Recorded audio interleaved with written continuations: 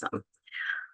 All right. Hello, everyone. My name is Jamie Morey. Welcome to our town hall presentation on the psychedelics ballot question in Massachusetts and psychedelic-assisted therapy for veterans.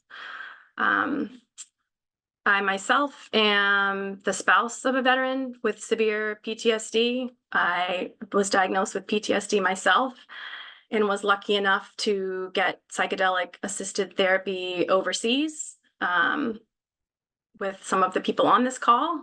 I want to introduce our guest speakers tonight. First, we have Jesse Gould of the Heroic Hearts Project, CJ LeConte, who is a former Army officer and a Duxbury resident on the South Shore, right next door to me. I live in Marshfield.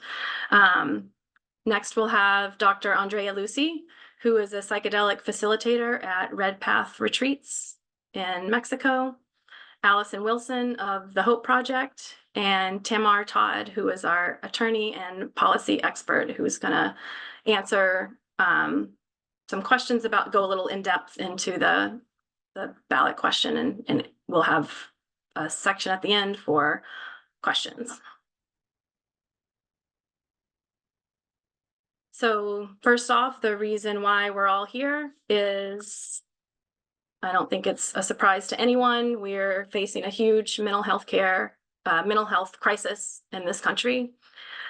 Researchers estimate that between 17 and 44 veterans take their own lives each day. We have 1 in 3 Massachusetts residents reporting symptoms of anxiety, depressive disorder, and for many people, even though they are in therapy, taking medication daily, learning coping mechanisms, trying to get by, for too many people, these tools aren't working, and we need different options. So why natural psychedelics? There's been a lot of research, there's been a lot of conversation in the media,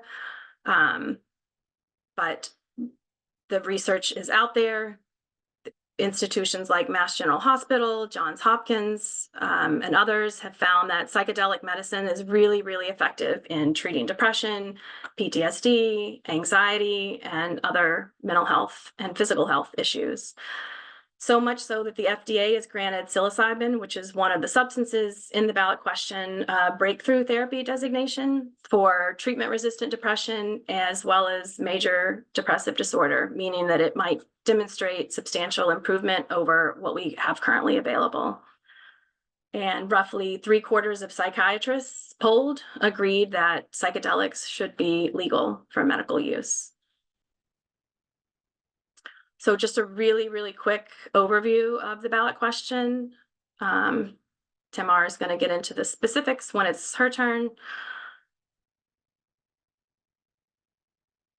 But the important thing to realize is that it's a regulated therapeutic framework. So modeled on what's been done in Oregon and Colorado, the ballot question is going to create a really responsible, regulated program that ensures therapeutic access. It's going to bring additional tools to people like veterans, first responders who struggle with PTSD, people who have anxiety, depression, terminal illness, and many other afflictions, people who have tried to get help elsewhere and haven't found it and deserve access to true deep healing. It's going to be for individuals 21 and older seeking care at a licensed healing center. There's going to be a training program for facilitators and a tiered licensing model, and there will be no storefronts or retail sales. That's a really important piece to remember.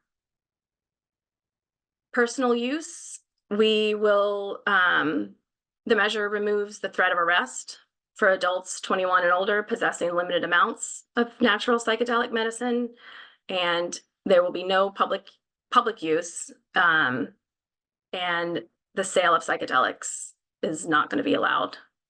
That's one thing we want to make sure to really hammer home. The therapeutic framework, Dr. Lucy is going to go into a little more detail on this, but there's basically 4 pieces on the next slide. There's a screening process, so we want to make sure that people who are considering this, it's a good fit for them. This medicine is not for everyone. So the screening piece is really, really important. Preparation is working with the facilitator to make sure that the patient knows what to expect, as well as their struggles, their goals. The third step is the actual administration of the medicine. And the fourth piece, which is really crucial, which Dr. Lucy will talk about as well, is integration and the therapy piece of processing the experience. That was the ballot question. Absolutely will not create an industry that's similar to cannabis. We're not going to have dispensaries, even though these are both plant medicines. They're going to be handled very different. There will be no retail sales, no public use. It's going to be a medical model, regulated medical model, and we want everyone to know that psychedelics aren't a good fit for every single person. There's guardrails, there's safety measures that are central components of this ballot question to keep it safe.